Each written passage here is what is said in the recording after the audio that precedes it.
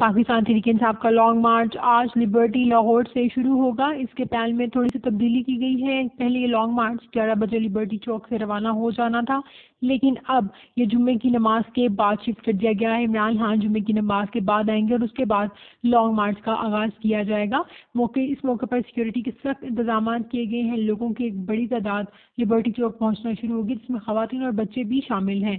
پہلے دن جو long march ہے وہ لاہور میں ہی رہے گا اور رات تک یہ آزادی چوک میں پہنچے گا، جس کے لیے عمران خان صاحب نے کہا ہے کہ تمام لوگ پیدل مارچ کریں گے۔ جو لانگ مارچ لاہور کے اندر ہوگا، اس سے تمام لوگ جاگرز پہن کر آئیں، کیونکہ آج صرف مینار پاکستان تک جانا ہے اور درمیان میں 4 سے 5 مقامات پر خطاب بھی کیا جائے گا۔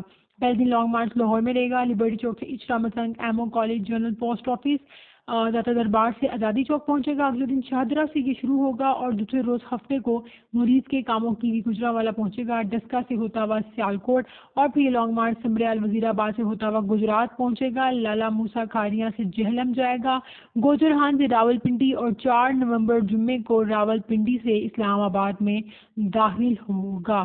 یہ تھی ساری حکمت عملی، اور اس میں چینجز جو تھیں وہ یہی تھی کہ لانگ مارچ تھوڑا لیٹ سٹارٹ ہوگا۔